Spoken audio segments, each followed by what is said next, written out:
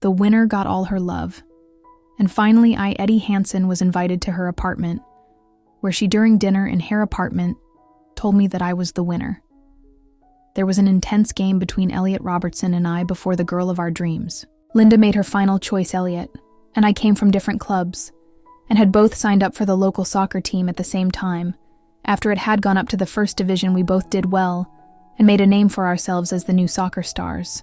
In our Scandinavian town, we were singles, and enjoyed the pleasures that soccer stars got from the local girls, until Elliot and I met Linda.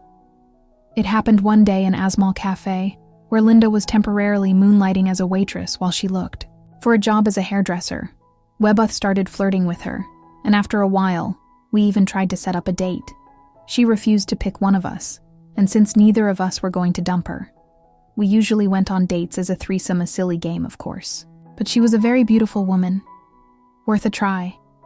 She was fair to both of us, which meant that neither of us had time to get in her underpants before she was already dumping one of us. Both Elliot and I could have easily found another girl as beautiful as Linda, but our relationship turned into a silly chicken race that neither of us wanted to lose. It was a difficult game to play, because Linda found it exciting, and did her best to make it last a little longer than it needed to after a while. However, I began to realize that Elliot was leading the game when it was brought to my attention that a local illegal bookie had opened up betting on Linda's choice. The once even odds turned out to be unhappy news to me. Even Elliot had found out about the bookie, and the odds pointed to him as the expected winner. He suspected the bookie had gotten some inside information from Linda's friends, when even Linda's best friend whispered the good news in his ear. He called the bookie and bet big money. Even with the low odds, it would give him a nice and perfectly safe profit over the course of our fight. Elliot and I had squandered much of our once good friendship, and he couldn't resist the temptation to tease me about my expected victory over Linda. Elliot went so far in his bragging that he promised to give me a video of her performing all the nasty tricks he'd teach her for his pleasures. He even wanted to celebrate his victory with a hot party at a buddy's cottage. I wasn't invited, but a very sexy-looking Brazilian stripper was, although booze would be poured in huge quantities. Nothing serious was to happen until the sexy stripper performed her number. I was told by acquaintances who were there that she was gorgeous. So gorgeous that all the men felt aroused during the show, causing one of the girlfriends in attendance to gravel and yell, "What the hell does she have that I don't?" She ran out onto the stage and started stripping. Several other girls followed her, and soon even a few of the remaining girls joined her by stripping on stage. No one could blame the crowd of excited and tipsy young men when even they began to shed their clothes. The guy who owned the house had a great idea. He pulled out the main fuse and shouted, "Let's have a happy 15 minutes in the dark." The crowd responded, "Yes, yes, yes." Thus began our Scandinavian city's most famous orgy to date, had Greg Jensen not been present for some of the orgy participants. The result would have been nothing more than amusing memories of unknown sexual partners in the dark. Greg had been hired to videotape the striptease and the party as a gift to Elliot. No one cared about his presence, and during the happy 15 minutes, no one thought about him for a second. Greg had an expensive video camera with infrared illumination and the ability to shoot in near total darkness, which he did.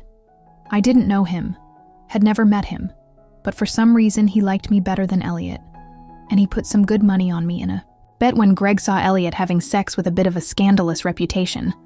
Poor Greg did what many others in the same situation would do. He made a good video that turned his expected loss of money into an honest profit. Of course, it was a little naughty of him to give Linda a copy of the infamous tape, causing her to suggest that Elliot go camping in a very hot place. Elliot threatened to sue Greg but never did, although I was completely innocent in the whole affair. Elliot blamed me for losing his money and Linda's cherry, which she had actually already given away years ago, and even threatened to retaliate against me. He was a very bad loser. Indeed, he even tried to refuse to pay the bookie until one of the bookie unsavory friends paid him a polite visit that made him change his mind. To my great relief, Elliot's contract was bought out by one of the big soccer teams, and he left town pretty soon after the party, so we never spoke again. After that, a few years later, I heard rumors of his marriage, and I thought, Good for him. I invested my soccer money in a nice house where Linda and I settled. And together she suggested we wait to get married until we'd been together 10 years, and then have a very big wedding. There was nothing strange about that. A lot of people, about 50% of couples here, live together without being married. She had this funny idea that married couples take each other for granted, and therefore lose the spark between them.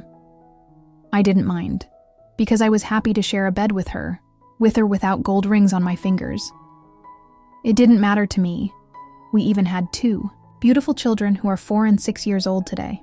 In addition to playing on the local soccer team, I continued to study accounting and even worked part-time at an accounting firm when I quit soccer, about 5 years after Linda and I became a couple, my partner, and I started our own accounting business. We made the right choice at the right time, and it made us a nice profit in a short time. It was now our 9th year, together with Linda. In my opinion, we still had a good relationship, although there were small quarrels from time to time, and the passion was no longer as strong as it had been at the beginning of our life together. But how many couples can say that after 10 years, nothing will have changed in fact? 9 years and 10 months had passed, and the big wedding was only 2 months away. Linda and her mom had taken care of everything they had already booked. The vintage church, the hotel for romantic parties, the band, the classic 50-year-old Bentley, the honeymoon trip to Bali, and more. When everything went downhill, it hit me like lightning from a clear sky on a URS night after work. I was sitting in the kitchen with the kids when Linda burst into the room and started screaming, "How the hell could you do this to me? Do what don't. Play dumb. Why the hell did you do that in your damn courses? Why don't you calm down and tell me what I should have done? Don't pretend to be innocent. Can't you at least be a man and admit it? Admit, what? Who the hell is she? I had enough." So I shouted back, "Shut up with that in front of the kids. What are you? Hi, calm down and tell me what the hell you're talking about when the kids are asleep instead of saying anything to me." She retreated to our bedroom and stayed there all evening. When I got there after I had eaten dinner and put the kids in their cribs after watching a few programs on TV, she told me, "From now on, you're going to sleep in the guest room. Get your stuff and go in there." Hell no. I'm not going. This is your farce, and if you don't want to share a bed with me, you can sleep somewhere else. She left without a word. The next morning, not a word was said. I asked her, "Could you tell me what happened to you yesterday?" She only replied, "We'll talk tonight. My parents are taking the kids away for the weekend." Friday night, we had a short version of our usual family fun with the kids, and to my delight, we both pretended to be on our normal behavior until Linda drove them to her parents' house. When she returned, she brought food from a new Mongolian restaurant, and I opened a bottle of wine after eating and making small talk about the kids. She asked me, "Why did you trick me?" "Tricked you? I never tricked you." "Yes, you did. I have proof. When and where would you mind showing me this so-called proof? Do you want to marry me or skip the wedding? I love you and have been waiting for this wedding for 10 years, but it's up to you only if you stop this farce. I can swear I am innocent of your accusations. It doesn't matter when or where the alleged adultery took place. It was at your last tax information class. For heaven's sake, there were 28 of us men and 2 women with their husbands. Would you be so kind as to ask someone, or preferably everyone who was there before you're going, to tear down everything we've built together in 10 years?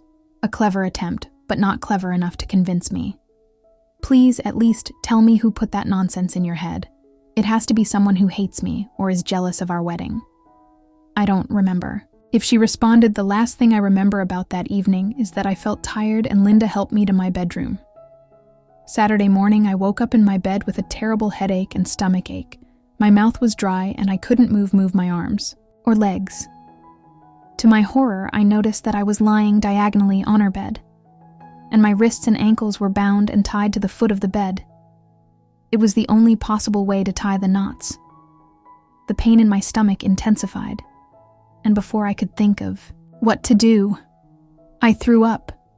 I managed to turn my head, so that everything fell to Linda's side on our new very expensive bed after lying like that for a few minutes.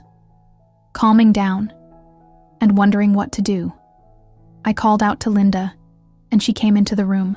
During my time in the army, I had been taught a bit about how to behave in a hostage situation, and I knew that the main rule was to calm down and try to start a dialogue, so I started by asking her, "I have a terrible headache, could you give me some water and aspirin?" When she saw what had happened to the new bed, she left the room with an astonished look on her face, but returned with aspirin and a bottle of water. Water after cleaning up what was left of the bed. She said to me, "Our friend who witnessed your cheating is here, and I will thank him for the information by giving him some sex as revenge for your cheating when we are. Even I promise to be a devoted wife. Do you really realize what you're doing? Do you really want to miss the wedding?"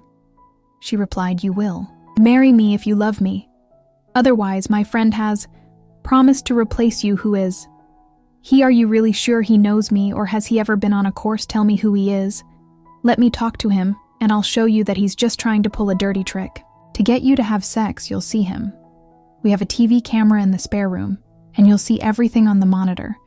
If you had confessed yesterday, I would have gotten my revenge at the hotel without telling you anything. Don't blame me. You denied everything and preferred it that way." Now I turned my attention to the color monitor on the nightstand, obviously connected wirelessly to a TV camera in the spare room. It showed an empty bed. Where did you get such expensive equipment, it seems? Your mad farce was planned in advance. A friend of mine rented it.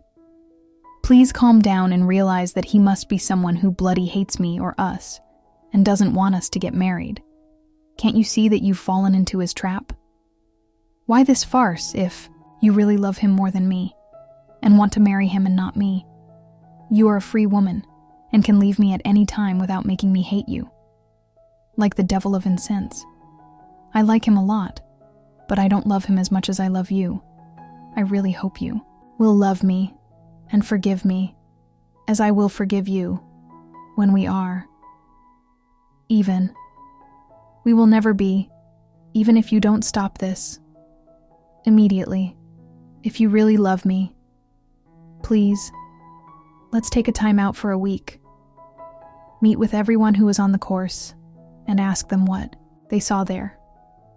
If any of them agree with your lover, I promise to let you sleep with him or her as long as you want before you get married. Please. Linda, don't throw away our 10 happy years and cancel our wedding. You say the right thing, but I'm still 100% sure you cheated, and now it's too late for new deals. She didn't weaken a millimeter, and I, realizing that soft words are for the deaf, tried a new tactic. I told her in a hard voice, "Linda, stay sane and realize that if you sleep with that herein my house, I will hunt him down and beat thee out of him. You'll ruin our wedding. You'll be kicked out of my house the same day and never come back here. You can rest assured that I will never forgive you for such a dirty and shameless act towards me. Not in any hell do you understand what I'm telling you. Be sensible. And stop it if you love me, or continue if you want to be thrown out of this house today. But don't complain. Later now." Even she was angry and shouted, "You'll see." Then she slapped me hard across the face, covered my mouth with silver tape, and walked out of the bedroom. I hope I had planted doubts in her mind, because the bed in the spare room remained empty, and I could hear voices like arguing, but I lost hope when I glanced at the monitor. The camera was in our spare bedroom, where we had put our old double bed away when we bought a new, very expensive one, on which I was lying exhausted. Ed, then a naked Linda, appeared in the frame, followed a few seconds later by a naked man wearing an Elvis Presley rubber mask covering his face. I couldn't recognize him. Linda spoke up, "Ow, it's your turn to be tricked. Does it feel good?" "It feels very good. Revenge is very sweet." I had seen enough and started trying to free myself. I realized that if I panicked, I would make the knots worse, so I decided to think. First, it didn't take me many seconds to figure out how to do it. The weak point turned out to be the tie that secured my bound wrists to the foot of the bed. The tie is in 2 pieces, and in this cheap tie made of some weird thin fabric. The weak point was hopefully the sewing. I bought it on a trip to Thailand, just because of the bright coloring as a fun trick at some party. But Linda never let me use it. She realized I would throw away everything, things she used to tie me up, so she only picked ties. She didn't like on the monitor. I could see and hear Linda yelling about how good her lover was. I doubt they heard the noise when I, gathering all my strength, managed to break the ties between my wrists and the footboard of the bed. The first thing I did was to remove the duct tape from my mouth. After that, I easily retrieved a key ring from my left pocket. On the ring was a mini model of a Swiss Army knife that I had received as a gift from a satisfied client several years ago. Now I was mentally thanking him for paying extra for better quality. I managed to pull the blade out, put the knife in my mouth, and began tying the tie that bound my wrists together, even with a sharp knife. It took me a while to get free, but I managed after that. The ties securing my ankles were cut without any problems. I was free. Linda spoke into the camera. Please, understand that I'm only doing this because I love you very much. I am going to him one more time before he leaves our house, and we are even and can move on with our lives. What kind of stupid was that? Did she really believe there was nothing but disgust between us? It was time for the next step in this sad drama. I wasn't tempted to toss any weapons because that could have ended in an uncontrollable mess. But I grabbed a pair of gloves from the closet near the entrance, put them on, and snuck into the guest room on the second floor. The door was closed, so I stood behind it and listened to their moans and groans, then took a deep breath, opened the door, and burst into the room screaming, "You will burn in hell." This took them by surprise, and Elvis didn't have time to react before I gave him several hard blows, and he lay motionless over Linda, who started screaming, "Don't kill him. No, no, no, no, no. Don't kill him." I had no such intentions, but I kept hitting the Elvis mask until I was sure he was knocked out for a while, and then I ripped the mask off his face and discovered that the dam was my old friend Elliot, who had managed to cancel Linda and I's wedding. Linda continued to scream, and I yelled at her, "Shut up, get dressed, and get out of my house." A frightened expression appeared on her face, but she stopped screaming and started crying. Elliot groaned, and I dragged him to the floor, where I gave him several hard kicks, toe his legs, until he passed out again. I then took his arms and dragged him down the stairs to the garden, where I threw him into a bed of roses. He parked his silver Audi, a 6-all road, in my driveway. I took a hammer to the garage and smashed all the windows of the Audi and wrote Piper on the front doors. I didn't know or care how this horrible day would end for me. But one thing I knew for sure. Even if Elliot lived to be 100 years old, he would never forget his Saturday night sex with Linda. Then, I went back to the spare bedroom, still naked. Linda was sitting on the bed crying, and I told her, "Get dressed and get out of my house. Your things will be lying on the lawn during the day, and I will call your father when he can pick them up." She tried to say something about a shower, but I shouted, "Shut up and get dressed. No damn shower for you in my house move." I found Elliot's clothes along with his wallet and car keys, digging through his wallet. I found his business cards. Taking one card, I tossed the wallet into the pile of his clothes and said to Linda, "The boy in love is lying naked, own a bed of roses. Get this creep off my property before I change my mind and teach him another lesson." She sobbed, "Oh, holy Lord, please forgive me." The fear reflected on her face as she quickly dressed in jeans and a t-shirt, grabbed Elliot's things, and rushed over to him with them. I went down to the kitchen, grabbed the cordless phone, and called the home number on Elliot's card. A woman's voice answered, "Lottie, hello. Lottie, you are Elliot's wife, I presume." "Yes." "Who's asking? My name is Eddie Hansen, and I was a friend of his about 10 years ago. What's more, we were even rivals of the same girl. I have lived with her for 9 years, and expected to marry her within 3 months. But I regret to inform you that Elliot showed up here today and changed my plans. I don't understand. That's exactly why I called you.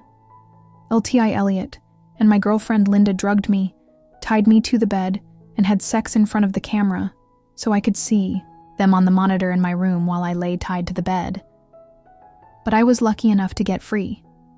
And unfortunately, both Elliot and his car sustained minor damage when I escorted him off my property. I told her everything she wanted to know and asked where Elliot had been on the days I had to ride him off the course while I was talking to La. Linda came back into the house. I said to her, "Good news for you, Linda." It was a call to Elliot's wife. She told me he was at home over 600 km from the course, where you silly girl assumes he saw me cheating. Sex with you wasn't his first cheating. So Lottie will divorce him since she has me as a witness. Elliot is all yours now, Linda. She shouted. Do you know what you did to Elliot? You should let him take a shower and wash his pink wounds, get his cheating ass off my property before I get mad. Then she remembered her errand and told me Elliot demands his camera and monitor. I grabbed a hammer, rushed into the spare room, smashed his camera, broke the tripod, and rushed into the bedroom, where I smashed the monitor.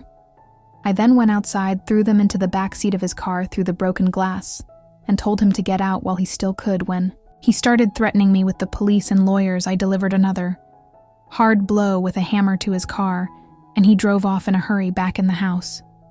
Linda sobbed, "Oh my God, what have I done? You messed up your old family and got a new guy. Was your first choice 10 years ago, and now he's yours. Don't complain, you got what you wanted. He promised to use you as a call girl if you chose him over me." I then took Linda's hand, removed her wedding ring, gave her mine, and said, "That's it, I'll call your father and have him rent a van and pick up your stuff as soon as I get it out of the house. You can take almost everything in the house except the soiled beds, which will be destroyed. And what will you tell my parents?" "Nothing much, just the truth." She sobbed and said, "Please try to forgive me. We need to talk when you've calmed down so we can talk. Yes, we need to talk about the 2 children. If they are mine, I'm sure your mom will take care of them for a few days until the most serious issues are taken care of." With those words, she left my house. I ran after her to the entryway and said, "Your house key, please." She handed it to me and left.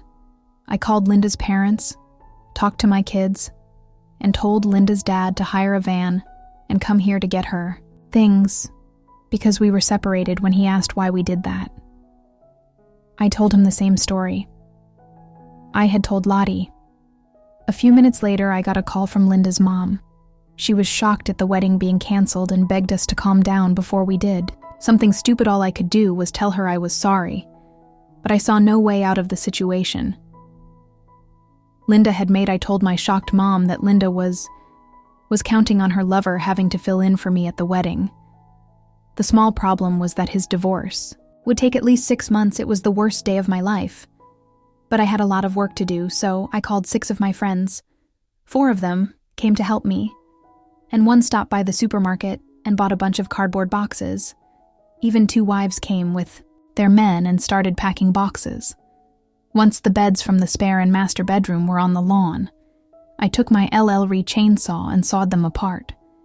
It didn't bother me one bit that the bed in the master bedroom was almost new and very expensive. Since Linda had treated Elliot to coffee at the kitchen table before their show started, I even cut the table and kitchen chairs apart. I piled my clothes, a few personal items, and everything from the kids' room in the garage. The gang worked tirelessly, and around 4, the house was emptied. I called Linda's father and told him the house was empty, and Linda could take everything out to the lawn, and what was left would go to the city dump. Monday night, he told me he had hired a van and 2 friends. To help him, I left with my friends and invited them to a barbecue at my best friend's house where I stayed.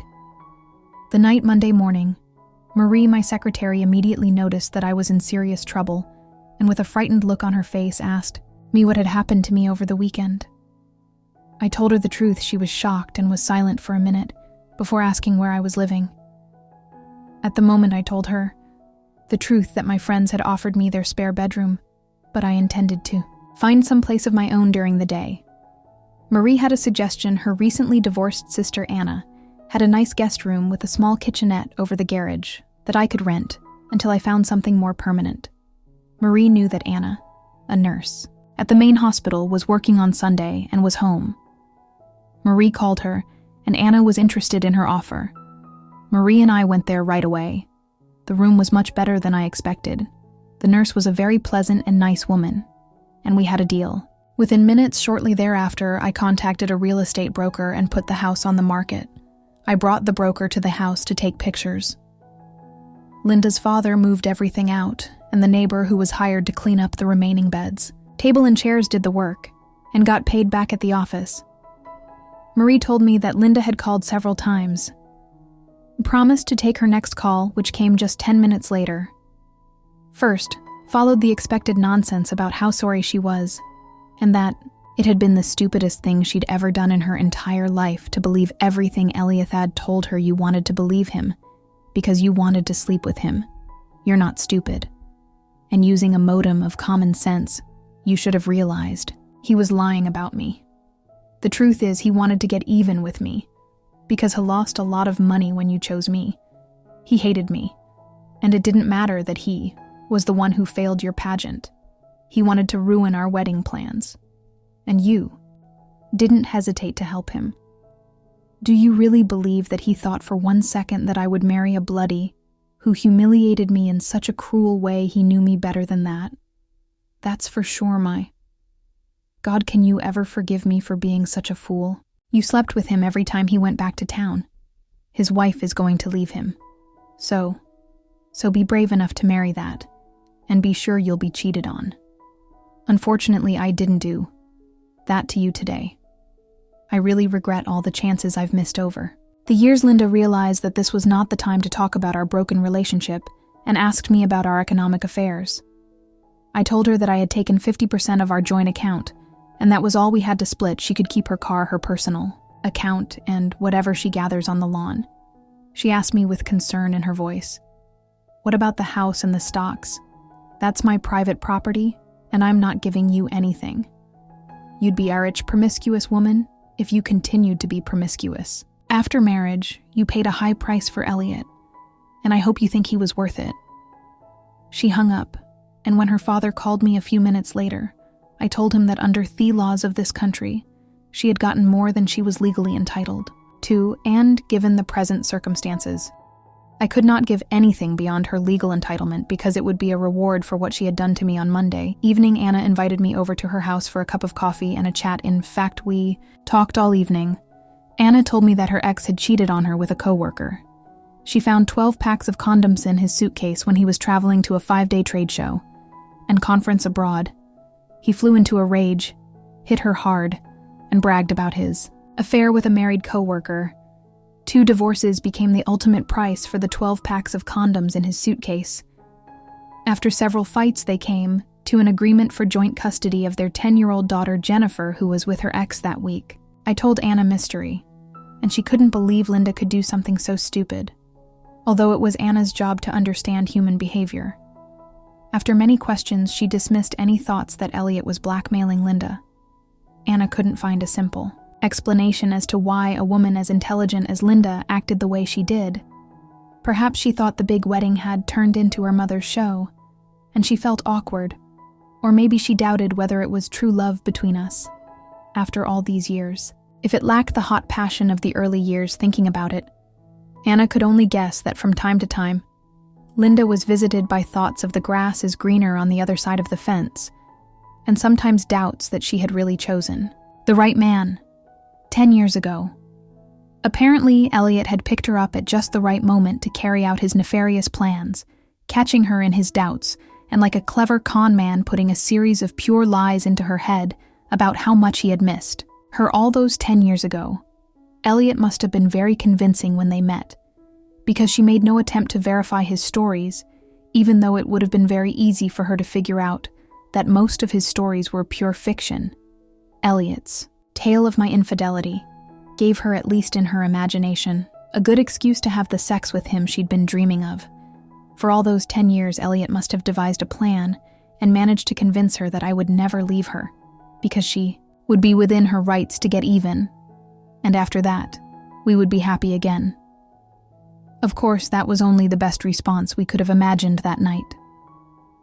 Anna understood me when I told her that I could never sleep in my house again in a short time. Anna and I developed a good relationship, and we started doing little favors for each other. She took care of my laundry, and I did the main work in her garden. Sometimes I even took Jennifer to soccer practice. And soon, the pretty female coach started, using me as a sort of willing assistant, which caused a few jokes from Mana. Maybe she was jealous to our delight Jennifer. And I became friends, as did Anna, Jennifer, and my children. I felt that Anna was much more than a hostess when my children came to visit, and apparently she felt the same way, because I was relieved when she asked me if I had found a new home, and I said I hadn't. Undoubtedly, I needed to do something, but I was hesitant to take the first step.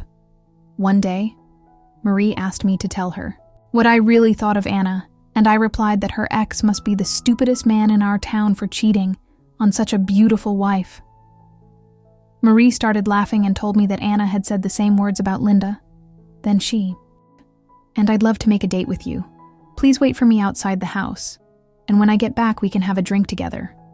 Anna was back by 11:30. She made 2 delicious crab sandwiches and opened a bottle of her best white wine. It was a very romantic dinner by candlelight and with soft music. There was only one way the evening could end. We both realized that anything else was out of the question. Naked in her bed, we engaged in tender love-making all night. It was truly a wonderful night for both of us toward morning.